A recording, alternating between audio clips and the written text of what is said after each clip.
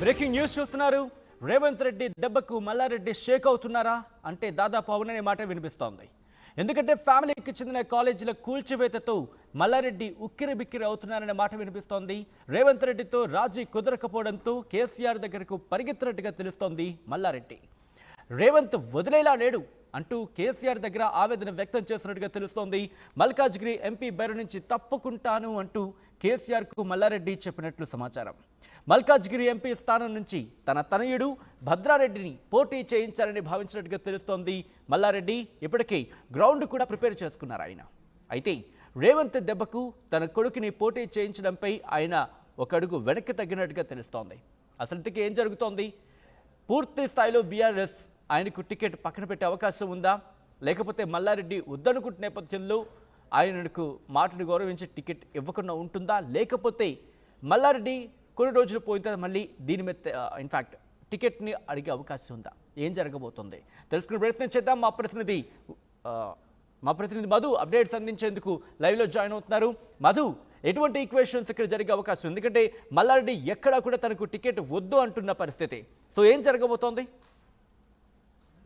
వరుసగా అధికారుల చర్యలను బట్టి మొన్న మేడ్చల్కి సంబంధించి 2500 గజాలకు సంబంధించినటువంటి పార్కు స్థల కబ్జా సందర్భంగా రోడ్డు తొలగించడము, ప్రహారీ కూల్చడము కలెక్టర్ ఆదేశాల మేరకు నిన్న దుండిగల్లో 8 ఎకరాలకు సంబంధించినటువంటి ఎఫ్టిఎల్ ల్యాండ్ కి సంబంధించినటువంటి చెరువు భూమిని కబ్జా చేసి శాశ్వత భవనాలు నిర్మించారు. కాలేజీకి సంబంధించినటువంటి కలెక్టర్ ఆదేశాల మేరకు ప్రభుత్వ భూమిని ఆక్రమించడం, అక్కడ జేసీబీలు వెళ్ళడము, కూల్చివేయడం, వీటన్నిటితో ఉక్కిరిబిక్కిరి అవుతా ఉన్నారు. నిజంగానే మల్లారెడ్డి తర్వాత మరి రాజశేఖర్ రెడ్డి ఇద్దరు కూడా మొన్న వేం నరేందర్ రెడ్డి దగ్గరికి వెళ్ళారు, కలిశారు, మాట్లాడారు. దాదాపు 2 గంటల సేపు మాట్లాడారు. ఇది నా పరిధిలో లేని అంశం, నేనేం చేయలేను అంటూ వేం నరేందర్ రెడ్డి చేతులు ఎత్తేశారు.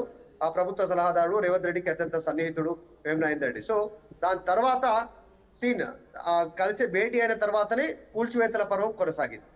ఏం చేయాలో పాల్పోలేనటువంటి సిచ్యువేషన్ లో మల్లారెడ్డి ఒకానొక సందర్భంలో కాంగ్రెస్ పార్టీలోకి రావడానికి కూడా సిద్ధము, తను తన అల్లుడు అనేటువంటి ఒక ప్రతిపాదనను కాంగ్రెస్ పార్టీ నాయకుల ముందు పెట్టినట్టుగా తెలిసింది. దానికి కూడా రేవంత్ రెడ్డి ససేమిరా అంటున్నట్టుగా తెలిసింది. దానికి కొన్ని రీజన్స్ వెనకాలకు వెళ్తే బీఆర్ఎస్ ప్రభుత్వంలో ఉన్నప్పుడు మల్లారెడ్డి చేసినటువంటి కొన్ని సంచలనాత్మకమైనటువంటి స్టేట్మెంట్స్ మీడియా సమావేశంలో డైరెక్ట్ గా లైవ్ లోనే ఆయన కొన్ని సవాలు విసారు రేవంత్ రెడ్డికి. కాస్త పరుష పదజాలాన్ని ఉపయోగిస్తూ ఛాలెంజ్లు విసిరారు, తొడగొట్టారు, మీసం మెల్లేశారు. ఇలాంటి కొంచెం ఛాలెంజ్లు విసిరే ప్రయత్నం చేశారు. కొంచెం అగ్లీగా కూడా కొంచెం హార్ష్ వర్డ్స్ మాట్లాడారు. సో అది మనసులో పెట్టుకున్నారు రేవంత్ రెడ్డి. ఎందుకంటే ఆయన ప్రతిపక్షంలో ఉన్నప్పుడే వర్కింగ్ ప్రెసిడెంట్ గా, పిసిసి ప్రెసిడెంట్ గా పనిచేస్తున్న సందర్భంలోనే, మల్కాజ్గిరి ఎంపీగా చేస్తున్న సందర్భంలోనే చాలా సార్లు మల్లారెడ్డికి సంబంధించినటువంటి కాలేజీలు, తర్వాత ఈ యూనివర్సిటీలు, ఆయనకు సంబంధించిన ఆసుపత్రులు, ఆయన భూముల విషయంలో ఆరోపణలు చేశారు రేవంత్ రెడ్డి. సో గిరిజనుల భూములను కూడా ఆక్రమణలకు గురి చేశారు, ఆక్రమించుకున్నారు అనేటువంటిది.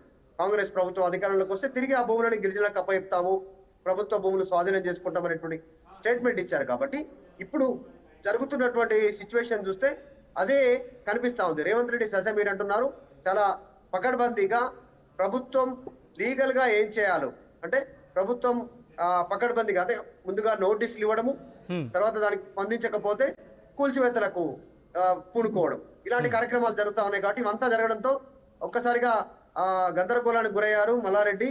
ఫ్యామిలీతో కలిసి, కొడుకు భద్రారెడ్డితో కలిసి సీఎం కేసీఆర్ ని, కేటీఆర్ ని కలిసి విన్నవించుకున్నట్టుగా తెలుస్తా ఉంది. అసలు ఎందుకు వేం నరేందర్ రెడ్డిని కలిశారు? పార్టీలో ఏమైనా పార్టీ మారే ఆలోచన చేస్తున్నారా మల్లారెడ్డి అనేటువంటిది కేటీఆర్ ఇటువంటి ప్రయత్నం మరోసారి ఎక్స్పెక్ట్ చేయొచ్చా? ఎందుకంటే ఇటు కేసీఆర్ ని కలిశారు, మీరన్నట్టుగా వేం నరేందర్ రెడ్డిని కలిశారు, పార్టీ మారే ఆలోచన చేస్తున్నట్టుగా తెలుస్తున్న నేపథ్యంలో అక్కడ ఫలించలేదు. ఇప్పుడు కేసీఆర్ ని మళ్ళీ కలిశారు. సో కేసీఆర్ కి సంబంధించి ఆయన డిస్కషన్ చేస్తున్నట్టుగా తెలుస్తోంది. మళ్ళీ కాంగ్రెస్ తో భేటీ జరిపే అవకాశాలు ఉన్నాయనుకోవచ్చు అక్కడ.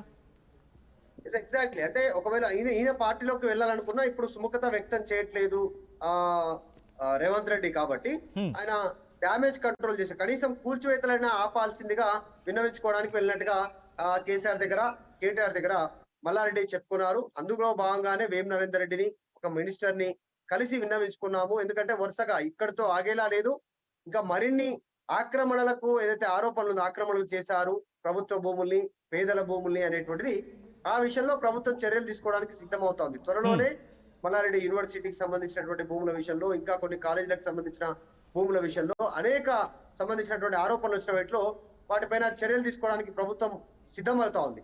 ఈ నేపథ్యంలో అలర్ట్ అయ్యారు. ఆయన రాజీ కుదుర్చుకునే ప్రయత్నం చేశారు కానీ ఫెయిల్ కావడంతో ఈ అన్ని అంశాలను కేసీఆర్ ను కేటీఆర్ ను కలిసి విన్నవించుకున్నారు.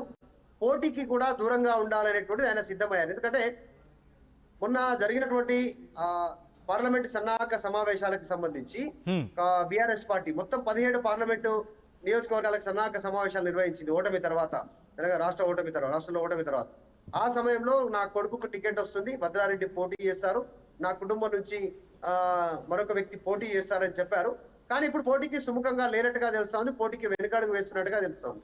దానికి ప్రధాన కారణం వస్తున్న ఆరోపణల నేపథ్యంలో ఓటమి తప్పదేమో అనేటువంటి ఒక భయము, తర్వాత సర్వే రిపోర్టు కూడా అంత అనుకూలంగా లేనట్టుగా మల్లారెడ్డికి తెలియడంతో ఆయన వెనుకడుగు వేస్తున్నట్టుగా తెలుస్తోంది. ప్రస్తుతం మల్కాజిగిరి ఎంపీగా భద్రారెడ్డి పోటీకి దూరంగా ఉంటారనేటువంటి కేసీఆర్ కు కేటీఆర్ కు చెప్పినట్టుగా సమాచారం అందుతా ఉంది. సో మొత్తానికైతే రేవంత్ రెడ్డి ప్రభుత్వ చర్యల వల్ల మల్లారెడ్డి కాస్త ఇబ్బందికరమైనటువంటి పరిస్థితులే ఎదుర్కొంటున్నారు ప్రస్తుతానికైతే.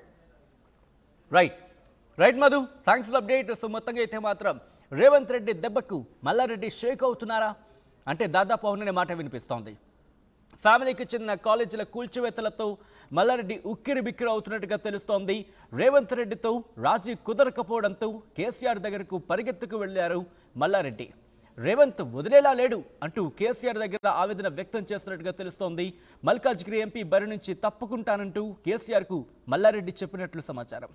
మల్కాజ్గిరి ఎంపీ స్థానం నుంచి తన తనయుడు భద్రారెడ్డిని పోటీ చేయించాలని చెప్పి ఆయన భావిస్తున్నారు. ఇప్పటికే గ్రౌండ్ ప్రిపేర్ కూడా చేసుకున్నారు. అయితే ఇక్కడే రేవంత్ దెబ్బకు తన కొడుకుని పోటీ చేయించడంపై ఆయన వెనుకడుగు వేస్తున్నట్టుగా తెలుస్తోంది. సో ఏం జరగబోతోందో వేచిద్దాం.